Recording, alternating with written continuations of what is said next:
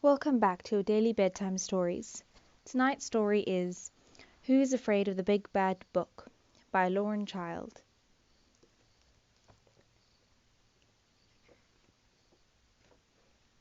Illustrated by Hachette Children's Books. Herb loved storybooks. Although he wasn't a very good reader, it didn't matter because he could tell a lot from the pictures. Herb liked the scary ones best, with pictures of dinosaurs gobbling up other dinosaurs, or swooping vampires chasing people who had foolishly decided to go for a midnight stroll without any garlic. Herb read his books everywhere. This is why many of the pages were stickily stuck together, soggy round the edges, and usually had bits of banana, biscuit, and the odd pea squashed between the pages. On this particular night, Herb's friend Ezzy was staying over. Earlier, the two of them had been playing a game involving a great deal of untidying things, and by the evening Herb had trouble even finding his bed. By the time he had, Ezzy was already slightly snoring. So Herb searched around for a book to amuse him until he dozed off. But the only one he managed to find was a book of fairy tales. It hadn't been looked at in a very long time, and was quite dusty. It was actually quite exciting, but even so Herb's eyes soon became heavy, and before he could close the book he fell asleep with his head on the page. Herb woke up with a start to hear a strange, high-pitched squeaking noise.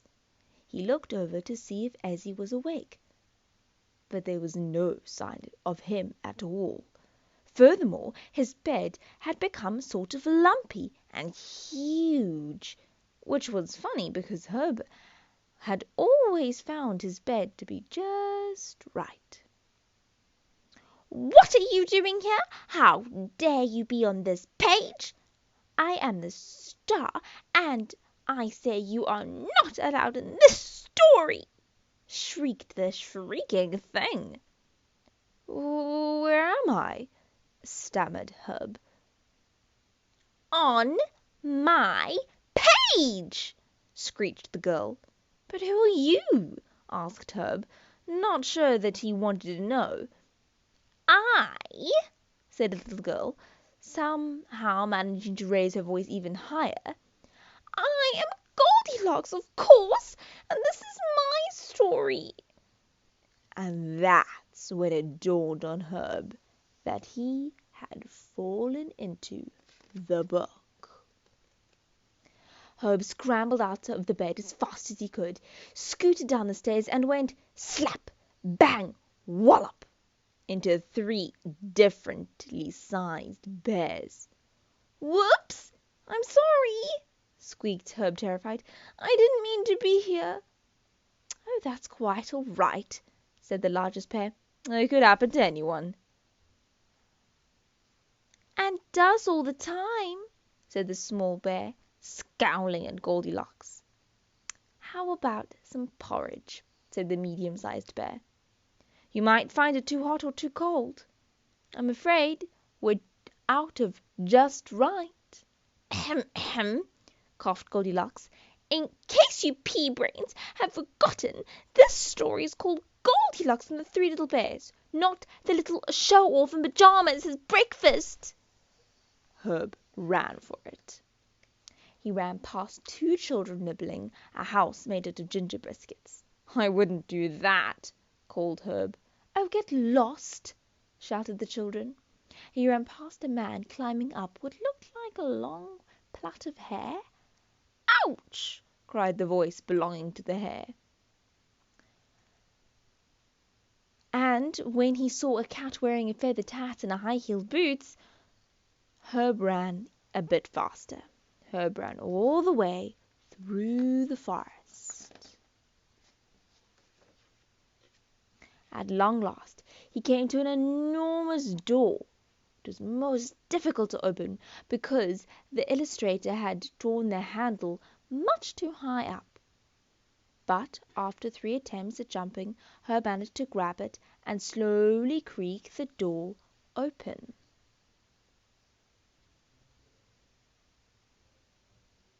There seemed to be a party going on. Everyone was dressed up to the nines and dancing in wigs. One by one the dancers noticed Herb, and the music ground slowly to a halt. It was so quiet you could hear a pea drop.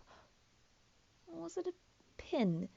Well, you could have heard something drop had it not been for the couple in crowns having a furious discussion in loud voices. Where the dickens is that twerp Prince Charming? Never mind him. Where is the devil in my throne? Herb couldn't help notice that the Queen had a moustache drawn on in bureau.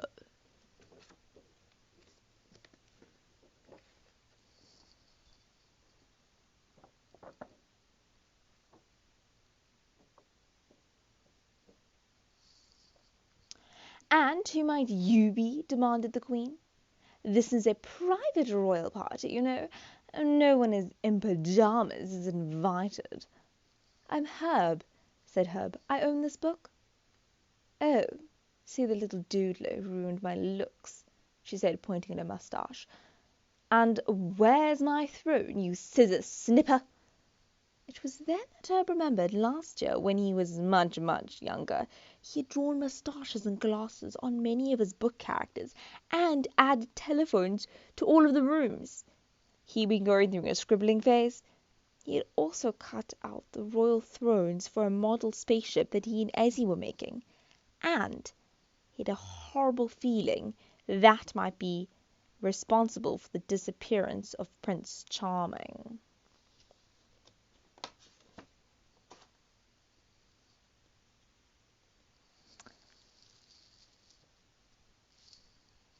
As Herb wondered desperately what to do next, he noticed his pencil case lying on the floor. He'd been looking for that for months. It's all right, I'll draw you a new throne, he said. Make sure it's got lots of twirly bits, blustered the king. And I wanted gold, of course, ordered the Queen. Herb didn't have a gold crayon. It would have to be green. The Queen did not look impressed. Then, finding the eraser, Herb started to rub away at the Queen's moustache. Ow, ow, ow, ow! That really hurts! Seize him! She roared. Herb made a dash for it. There wasn't time to get to the door, but by snipping a hole in the palace floor, Herb managed to wriggle through into the next page. He could hear the Queen shouting, Look! He's at it again! Herb found himself in an oddly arranged room. Who are you? You measly little rodent. Looking up, Herb saw Cinderella's wickedly mean stepmother and her ugly daughters. I'm Herb, called Herb. What are you doing up there? I wonder, are you pretending to be flies? Scoffed the woman. Or could it be that some vile, good-for-nothing child tore out our page and put it back upside down? I wonder who would do that, said Herb, slightly blushing. Probably some hideous little boy, snarled the stepmother, fixing Herb with her beady eyes. Now, we can't get to the ball, and Prince Charming can't fall madly and utterly in love with us. It's so unfair, whined the pudgy sister. I wouldn't look at you, snapped the skinny one. Oh, do be quiet, hissed the stepmother. I'm feeling quite queasy. Just then the telephone started to ring. Sticking telephones in fairy tales had seemed funny at the time, but Herd could see that they could turn out to be a rather nuisance. Hello, why, hello, Your Majesty. Yes, as a matter of fact, there is a little pajama boy here. He did what? Oh, did he? Did he? Don't worry. I'll deal with the little weasel, she said, giving Herb a shnivelling look. Oh, and, by the way, if you see that most nosy Goldilocks brat, tell her to bring a ladder over. So this is your doing, she screamed, leaping into her chair. I'm going to make you wish you'd never opened a book. Herb speedily drew a door on the wall and ran through it and slammed it shut. Come back here, you little horror, she screeched. Herb was in a very dusty kitchen. His feet were sticking to the floor, and there were what looked like giant biscuit crumbs all over the place. Sorry about the dirt, said the bedraggled yet pretty girl. Are you meant to be at the royal ball? Asked Herb. Yes, but I had to come home because the prince was late and my party dress dissolved into rags and I really looked amazed, and then my carriage turned back into a pumpkin, which was sort of embarrassing. Would you like a cup of tea? She was really very nice, and I was beginning to feel really guilty because he had just remembered where Prince Charming was. Herbert cut him out to make a birthday card for his mother. If only I could get out of this book, I could find the prince for you, he said. Oh, I know who can help, said Cinderella, picking up her telephone. Drat! Absolutely maddening! I was just in the middle of an emergency. This better have been important. It's an absolute emergency. Everybody's after me. You have to help me get out of this book, yelled Herb. Well, let me see. A, are you my fairy godchild? No, you're not. I don't do boys, only girls, worst luck. B, what do you expect when you go about scribbling and snippering and generally causing mayhem?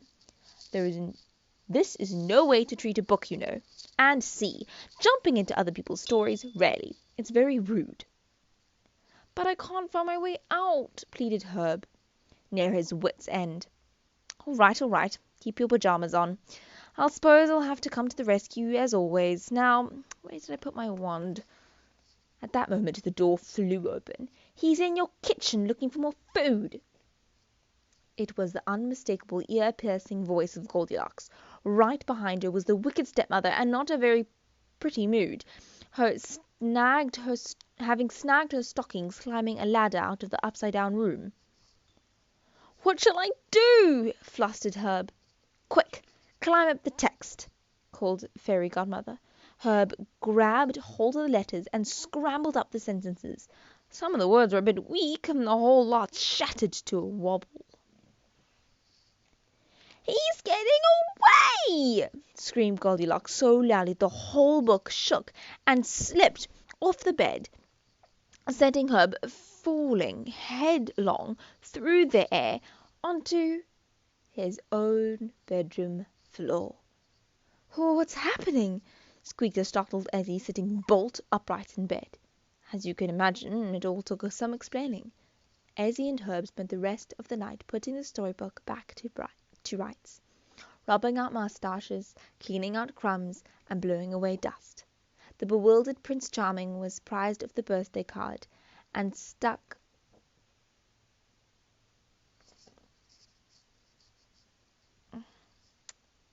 back into the ballroom. His dancing would never quite be the same again due to severe leg creasing. It was tempting to leave the wicked stepmother's room upside down, but Herb resisted.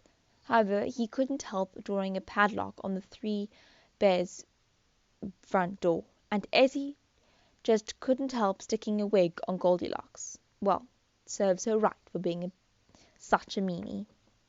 And they all lived happily ever after.